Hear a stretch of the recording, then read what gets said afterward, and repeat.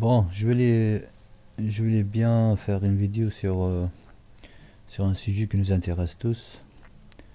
En fait, c'est le sujet de l'immigration.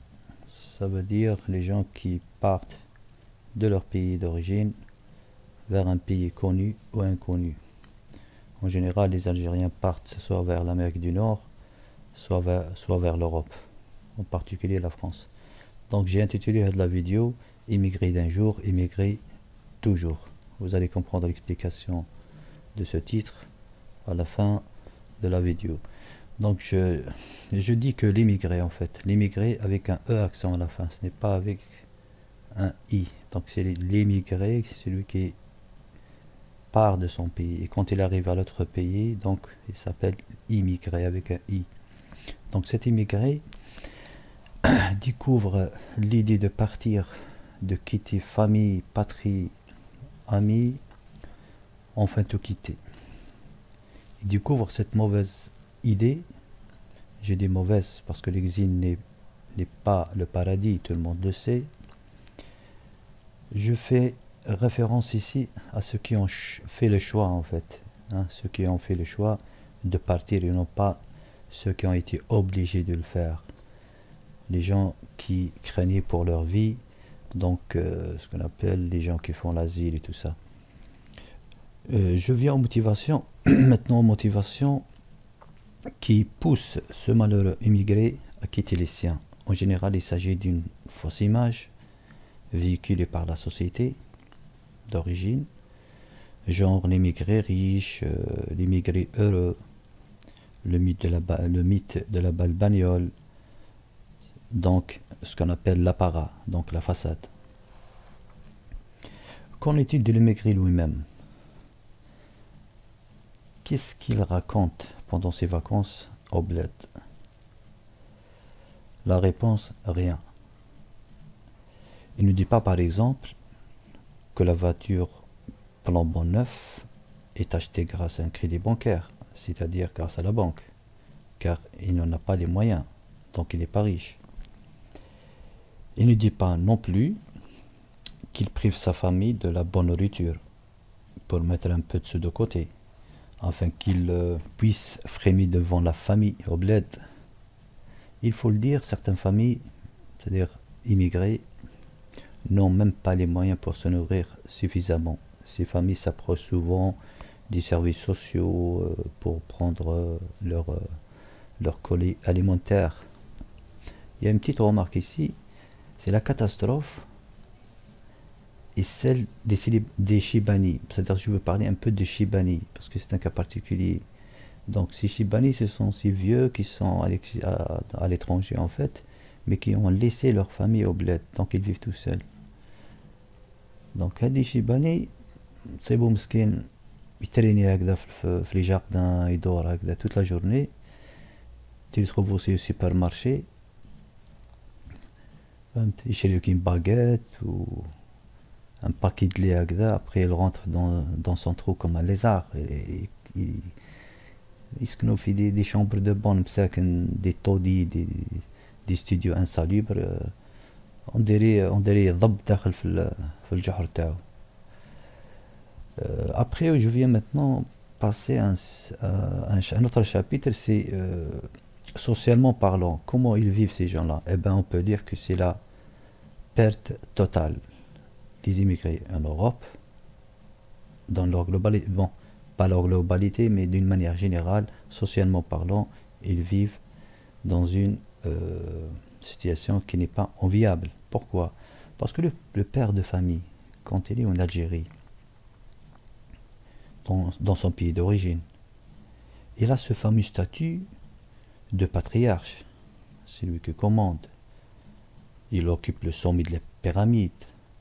Les enfants lui doivent respect et obéissance, ça tout le monde le connaît. Par contre, une fois à l'étranger, au Canada ou bien en France, en Belgique ou en Suisse, ça ne sera pas le cas. Il ne sera pas le patriarche. Ce n'est pas lui qui commande. Il va être en fait recalé. Certains papas seraient même marginalisés.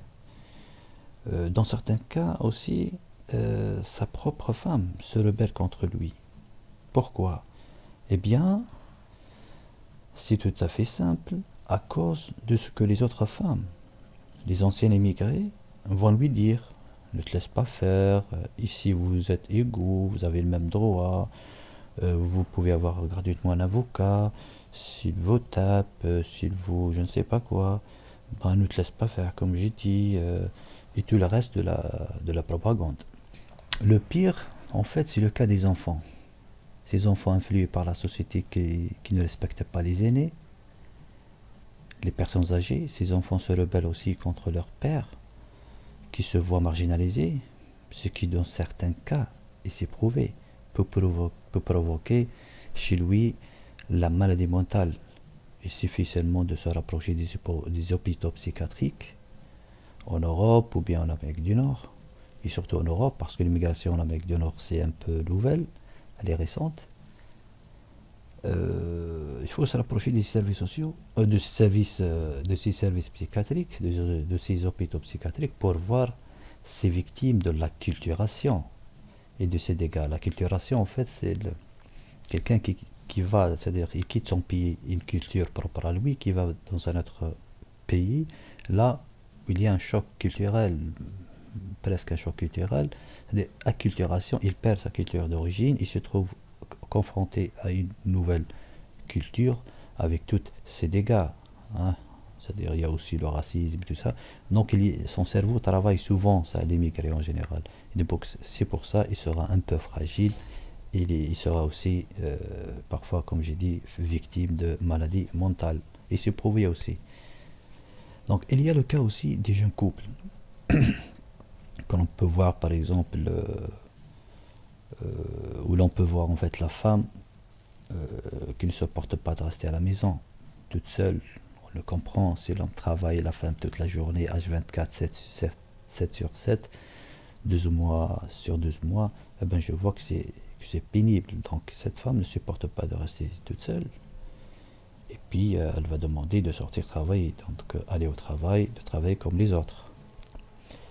Imaginez aussi que ce couple-là, l'homme et la femme, ce couple jeune, il rentre du travail exténué, et on sait tous que qui dit fatigue dit aussi stress, donc parfois il y a un conflit au sein du couple et que pourrait aussi se solder par un divorce. Alors, il y a une remarque aussi que je veux faire. Le divorce en Occident est une chose courante. Par exemple, au Canada, le taux de divorce est de 60% à peu près. En France, de 50 à 55%. Donc la moitié qui se marie, par exemple, au mois de juin, divorce dans les 6 mois qui suivent. C'est-à-dire au mois de décembre, ces couples se séparent. Et le taux aussi, le taux de divorce chez les immigrés n'est pas loin de celui des autochtones. Si nos chers immigrés ont de la chance de continuer, c'est-à-dire ensemble, et d'avoir des enfants, et quand ces enfants grandissent, il ne faut pas s'étonner, hein.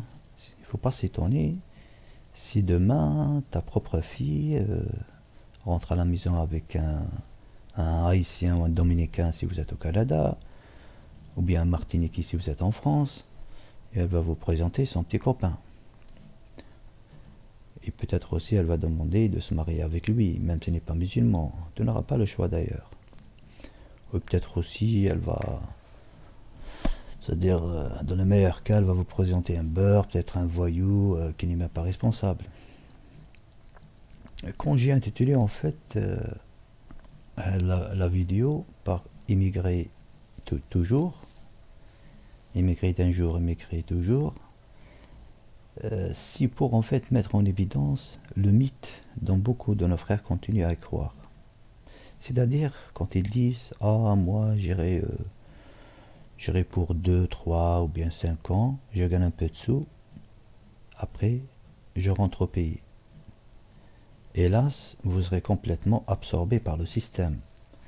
C'est un mythe de dire que je vais rentrer dans quelques années, ce n'est pas possible. Le système vous absorbe et le temps passe vite et vous vous trouvez encore en exil.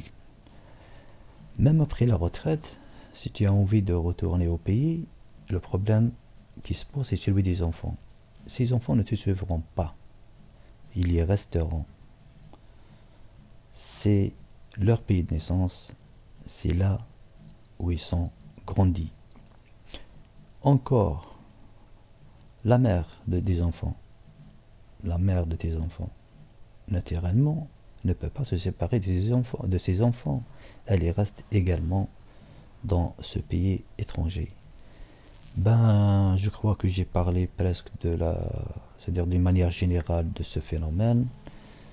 Et voilà, mes frères, c'est vraiment un cercle vicieux. L'immigration, c'est vraiment un cercle vicieux. Wassalamu alaikum et à la prochaine vidéo, Inch'Allah.